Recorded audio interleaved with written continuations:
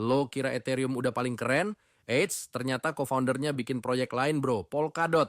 Gimana sih sejarahnya? Simak bareng!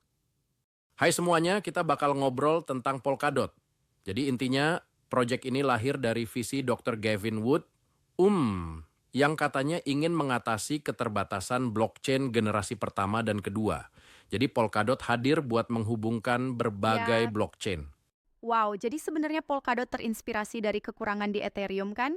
Iya betul, Dr. Gavin Wood, yang juga merupakan co-founder Ethereum, merasa kalau blockchain yang ada dulu tuh, ya, terlalu terbatas dalam hal skalabilitas dan interoperabilitas. Jadi makanya dorong solusi multi-chain network ini. Hmm, Jadi maksudnya Polkadot itu bisa menyatukan beberapa blockchain dalam satu jaringan? Seperti misalnya komunikasi dan keamanan antar chain? Benar sekali, Polkadot dibangun dengan filosofi untuk menciptakan jaringan multi-chain yang tidak cuma aman tetapi juga fleksibel dan interoperable. Relay chain-nya sebagai jantungnya mengatur keamanan, konsensus, dan komunikasi antar blockchain yang ada di dalamnya. Oh, jadi relay chain ini semacam pusat pengatur ya? Tapi, bukankah membuat semua blockchain bergantung pada relay chain bisa jadi titik kegagalan tunggal? Itu pertanyaan yang bagus. Tapi di sini desainnya sudah dipikirkan matang-matang sehingga relay chain ini bukan cuma pusat tapi juga didukung Ya, oleh para chains yang independen. Jadi meski terhubung ke relay chain untuk validasi, masing-masing para chain tetap bisa dikustomisasi sesuai kebutuhan proyeknya. wah menarik. Jadi, setiap para chain bisa punya aturan sendiri-sendiri tapi masih aman lewat relay chain? Lumayan fleksibel ya? Iya persis, konsep ini memungkinkan banyak blockchain berjalan paralel tanpa hambatan sambil tetap saling bertukar data secara aman melalui relay chain. Dan yang keren, Polkadot mendukung sistem bridges yang menghubungkannya dengan jaringan lain seperti Bitcoin dan Ethereum. Oke, jadi selain itu ada juga teknologi substrate ya? Apa itu sebenarnya? Oh iya, Substrat adalah framework modular yang bikin developer bisa membuat blockchain custom dengan lebih cepat dan mudah. Jadi intinya sifatnya sangat fleksibel dan mendukung upgrade forkless, yang artinya pembaruan bisa dilakukan tanpa harus hard fork yang mengganggu jaringan. Keren juga ya. Tapi aku mau nanya, apakah menurutmu mekanisme forkless upgrade ini benar-benar menghilangkan semua risiko kegagalan saat pembaruan? Betul, itu juga salah satu poin yang sering diangkat. Sistem upgrade forkless memang dirancang minim risiko karena tidak mengharuskan jaringan berhenti sejenak untuk melakukan perubahan, sehingga meningkatkan stabilitas. Namun, mungkin masih butuh kehati-hatian Ya, ekstra dalam implementasinya. iya, masuk akal. Jadi, selain relay chain dan parachains, ada juga bridges yang memperluas jangkauan interaksi Polkadot dengan blockchain lainnya. Iya, bridges itu semacam jembatan yang memungkinkan Polkadot berkomunikasi dengan jaringan lain, termasuk Bitcoin dan Ethereum, sehingga menciptakan ekosistem yang terintegrasi. Ngomong-ngomong soal konsensus, Polkadot pakai nominated proof of stake ya. Bisa jelasin sedikit kenapa sistem ini dipilih? Pastinya. Nah, Nominated Proof of Stake atau NPOS adalah pengembangan dari sistem POS, di mana nominator memilih validator yang dipercaya untuk memvalidasi transaksi di jaringan. Jadi, desain ini menjaga keamanan jaringan sambil juga mempertahankan desentralisasi. Ya, aku paham. Tapi beberapa kritikus bilang, kadang mekanisme POS semacam itu bisa menguntungkan pihak-pihak yang udah punya banyak token. Bagaimana menurutmu tentang hal itu? Itu poin yang sah, dan memang ada kekhawatiran yang sama di industri blockchain.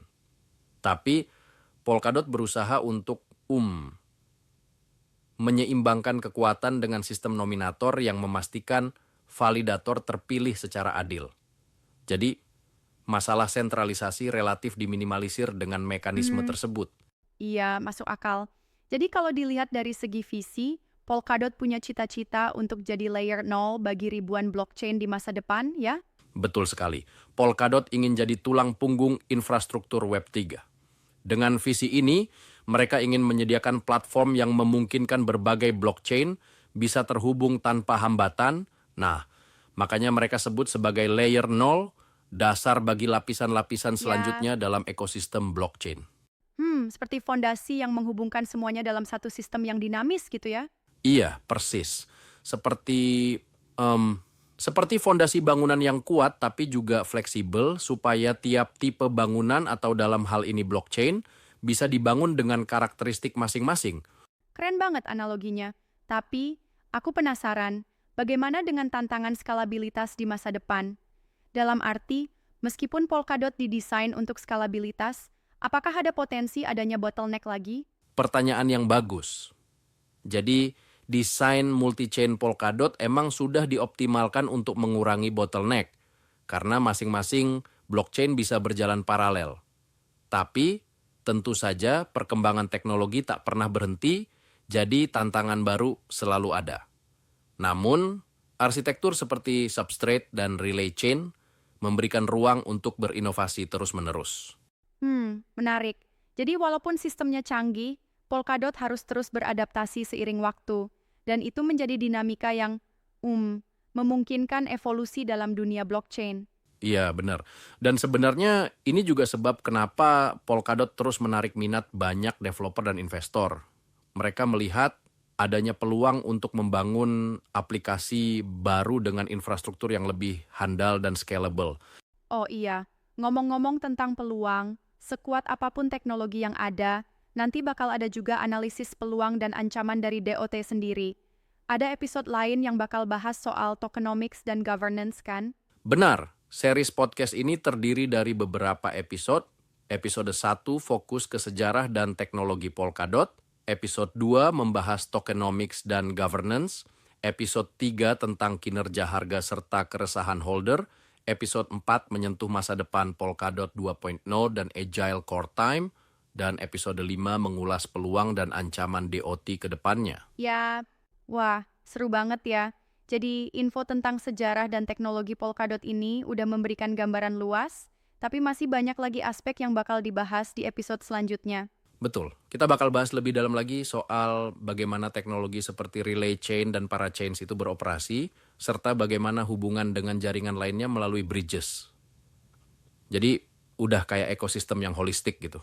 Iya, jadi bukan cuma soal teknologi, tapi juga tentang visi menuju desentralisasi yang lebih baik dalam era Web 3. Selain itu, konsensus NPOS yang mereka gunakan juga memberikan nuansa baru dalam keamanan dan validitas transaksi. Iya, dan aku suka analoginya seperti mengadakan pemungutan suara di komunitas yang luas. Nomor-nomor validator terpilih itu bisa dianalogikan kayak juri di ajang kompetisi yang bertugas memastikan semuanya berjalan lancar dan adil. Oke, analogi yang menarik. Tapi aku masih mikir, bagaimana implementasi nyata dari sistem ini?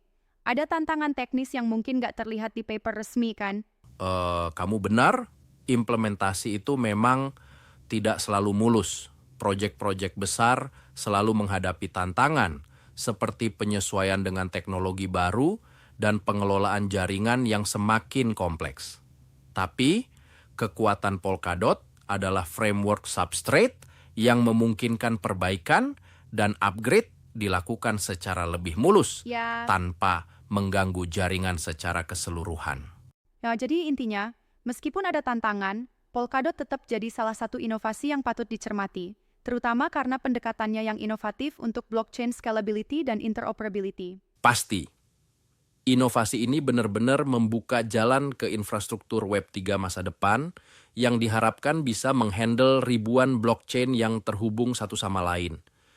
It's like membangun jalan tol digital untuk transaksi dan data antar chain. Wah, keren juga ya perumpamaan itu. Jadi, bagi pendengar yang penasaran dengan era baru blockchain, Polkadot adalah salah satu hal yang paling menarik buat diamati.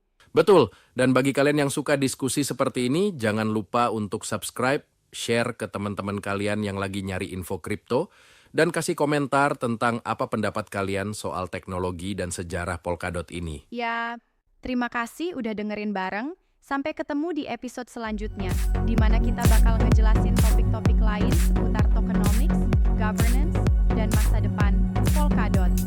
Thanks udah dengerin bareng hari ini.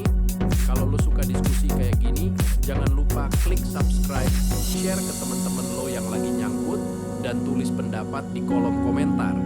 Kita ketemu lagi di episode selanjutnya bareng Nyicil Kripto Harian. Nyicil kecil, cuan maksimal.